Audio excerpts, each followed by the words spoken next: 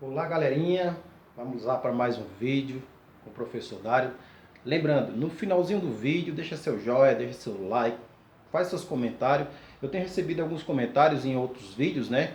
Lembrando que o nosso trabalho é só dar um auxílio na aprendizagem. Vocês veem que assim, é uma coisa bem simples, não é uma coisa, não é vídeos editados, não é coisa programada, é uma coisa assim que só para dar um auxílio na aprendizagem mesmo. Tá bom? Então no finalzinho não deixa de compartilhar, de passar para os seus colegas, tá? Que vai estar ajudando o nosso trabalho aí, ok? A ideia do nosso trabalho é justamente dar um auxílio na aprendizagem dos nossos alunos, de quem tem interesse em aprender um pouquinho mais sobre o nosso material. Tá joia? Hoje nós vamos falar um pouquinho sobre as águas oceânicas. Eu vou dar alguns exemplos, né? Como os nossos vídeos eu tenho passado isso, entre aspas, como se fosse um tutorial de alguns dos conteúdos de geografia, tá? Então eu vou falar um pouquinho sobre isso aqui. Ok? Lembrando que aproximadamente o planeta tem quase que 71% de água, né? E 29% de terra, tá? Até coloquei água doce aqui, mas é terra, tá? Desses 71% aí é dividido entre água doce e água salgada, ok? Então significa que o nosso planeta poderia ser chamado planeta água e não planeta terra, ok? Aproximadamente 71% de oceanos e mares, né? Água, rios, tá? Rios, lagos e etc, geleiras, etc.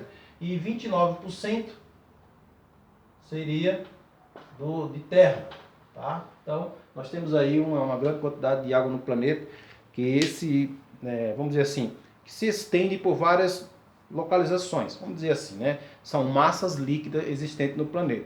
Como no vídeo anterior, né, quando eu falo sobre as placas tectônicas, o primeiro continente chamado Pangeia, e depois se fragmenta e é cercado por um único oceano chamado Pantanassa e etc., significa que há uma grande quantidade de água no nosso planeta, ok?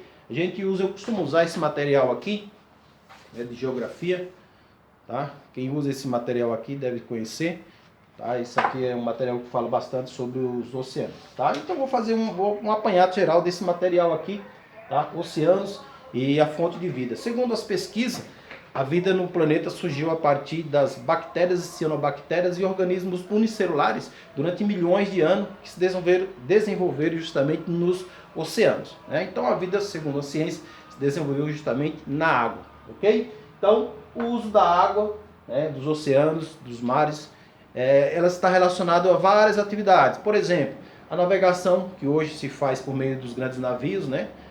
Todo tipo de produtos são carregados no navio, o lazer, a pesca, a produção de energia e vários outros meios. Então, o homem faz uso, né, das águas dos oceanos e mares para várias atividades, que infelizmente, consequentemente, gera problema, que eu vou estar explicando um pouquinho aqui, como é o caso do Mar de Aral, lá no finalzinho. Tá bom? Então, o uso da água dos oceanos tem uma grande importância para o homem. Inclusive, tem uma imagem aqui que mostra um grande navio que transporta de tudo pelo mundo, né? De país para país. Então, as atividades que o homem hoje faz é justamente por meio das hidrovias, né? Hidrovias que está relacionada a rios, mas os oceanos também são usados como meio de transporte, né? Tudo, sem exceção, ok? A navegação, né? A pesca, o lazer, a pesquisa, produção de energia. Então, estou dando pelo menos 5 exemplos do que o homem faz o uso dos oceanos, tá? Oceanos e mares, né? Ok? Oceanos e mares por quê? Nós temos os oceanos, o maior de todos, Pacífico, Atlântico, Índico, Glacial Ártico, Glacial Antártico, tá? Especificamente a ciência revela que o nosso planeta é constituído por 5 oceanos, tá? Pacífico, Atlântico, Índico, Glacial Ártico no hemisfério norte e Glacial Antártico no hemisfério sul, ok? E os mares, né? Mares, inclusive tem alguns filmes que falam dos navegadores dos 7 mares. Mar Negro, Mar Cáspio, Mar de Aral, Mar Mediterrâneo,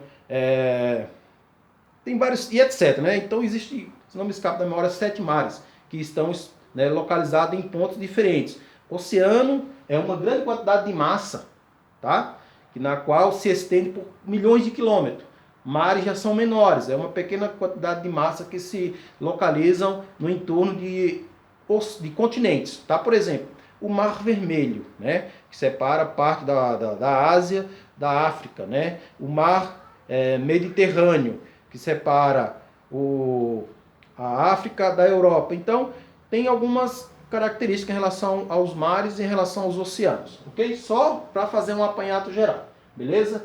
A temperatura e salinidade dos oceanos e mares também varia, tá? Por que a temperatura? A temperatura dos oceanos é mais quente na região próxima ao Equador, ou se não região que nós chamamos região tropical, entre o Trópico de Câncer no hemisfério norte e o Trópico de Capricórnio no hemisfério sul. Então, a temperatura geralmente nessa região é um pouco mais quente, que é a região que mais recebe insolação. Se distanciando para os polos norte e sul, a temperatura diminui, justamente pela ausência solar, tá? E a salinidade também, tá? A região que mais apresenta salinidade é justamente essa região que está relacionada à temperatura. Por quê? Porque é a região que apresenta uma grande quantidade de sal por litro de água, tá? Que no livro, né, alguns livros especificam bem essas características, ok? Nos oceanos também encontramos as correntes marítimas, né? Inclusive um dos filmes que todo mundo conhece, aquele Procurando Nemo, tem uma característica muito forte sobre a corrente, né? Existem várias correntes que a gente conhece, que é a corrente de Humboldt, corrente do Labrador e etc. Então, correntes marítimas são o quê? São literalmente rios no meio dos oceanos que têm temperaturas diferentes, tá? A gente pode ter um exemplo disso, tem vídeos que mostram a corrida da sardinha. A sardinha é um dos peixes dos oceanos que ela vem justamente por correntes de água fria. Essas correntes de água fria, ela vem do fundo dos oceanos, sobe, traz os organismos, né? Depois ela desce, ela esquenta e desce para esfriar. Então, as correntes marítimas são justamente rios que se deslocam nos meios dos oceanos com temperaturas diferentes. Correntes marítimas quentes, correntes marítimas frias. Um exemplo disso é o caso do Brasil. Nosso litoral, né, do Oceano Atlântico, ele é banhado por correntes de água quente. Inclusive no livro aqui, a gente pode identificar algumas correntes marítimas, né, como é o caso aqui desse mapa aqui, ó, que tem várias, né? Eu posso citar o exemplo do caso do Brasil aqui, ó. Estou com a mão. Então isso aqui é correntes de água quente. Consequentemente, nós temos algumas características que é justamente uma condição favorável a várias atividades, inclusive a agricultura. O inverno, por exemplo, como é o que nós estamos passando agora, é seco para algumas regiões, né? Centro-oeste, sudeste e sul. E o inverno, o inverno não chove, né, para essas regiões, enquanto que no Nordeste o inverno é chuvoso, né? Já a região norte do Brasil se diferencia de maneira, vamos dizer assim, única, porque é uma região muito quente, então chove constantemente, tá? Por ser uma região chamada região equatorial. Então significa que a corrente marítima que banha o nosso território é uma corrente marítima quente, que gera uma grande quantidade de processo de evapotranspiração, ou seja, evapora uma grande quantidade de água na região do Oceano Atlântico que banha o Brasil, que consequentemente gera uma grande quantidade de chuva, né? Que é o que nós damos origem eu acho que em vídeos anteriores eu já falei, que são os rios flutuantes, né? Rios flutuantes que são toneladas de água que flutuam constantemente dos oceanos, principalmente dos oceanos, né? Dos rios, dos lagos, e evaporam. Consequentemente, ela gera chuva abundante em alguns lugares, ok? Então, as correntes marítimas se diferenciam justamente dessa forma, corrente quente, corrente fria, tá? E tem o nome delas, né? Tem várias correntes marítimas que se encontram aqui no livro, tá? Quem tem esse material, posso dar exemplo aí, ó. Corrente equatorial, corrente equatorial do sul, corrente do norte equatorial, corrente do Labrador, corrente de Humboldt e etc. Então tem uma grande quantidade de correntes marítimas aqui, tá? Quem não tem esse material ou que pesquisa com outro material pode encontrar o nome de várias outras correntes marítimas, ok? E que nessas correntes marítimas existe uma grande quantidade de organismos, principalmente plâncton e fitoplâncton, que são os organismos que mais produzem oxigênio na Terra. Aí quem diga que o oxigênio da Terra vem da floresta amazônica, não é não. Boa parte, sim, mas a maioria vem dos oceanos e mares, ok? O uso da água por meio da dessalinização. Tem alguns países que têm usado bastante, né? Inclusive tem um exemplo aqui de uma usina de dessalinização de água, pode ser usado como exemplo a maioria dos países do Oriente Médio, que são os países secos, né? Que não chove. Então, por exemplo, Emirados Árabes Unidos, Cazaquistão, Arábia Saudita, Kuwait, os Estados Unidos. Por que poucos países usam água do mar por meio da dessalinização? porque é um elemento que requer uma despesa grande, né? Mas no caso desses países que não chove, com exceção dos Estados Unidos, eles fazem uso da água do mar para várias atividades, através da dessalinização, ok? Uma outra característica também que eu precisaria estar falando com vocês em relação às correntes marítimas, é os desertos, tá? Região onde tem corrente marítima fria, posso dar o um exemplo aqui, ó, mostrando aqui esse mapa, tá? A região da América do Sul, na região ocidental, correntes de água fria, é onde se encontra o deserto do Atacama, né, que se estende praticamente em todo o território do Chile, né? Aqui, ó, também a África, corrente, né, ela é banhada por uma parte da corrente de água fria. Se a corrente de água é fria, evapora pouca água, se evapora, cria pouca nuvem, se cria pouca nuvem, consequentemente não chove, que dá origem aos desertos, né? E assim, uma característica dos oceanos, ok? Que é essa imagem aqui, ó, tá?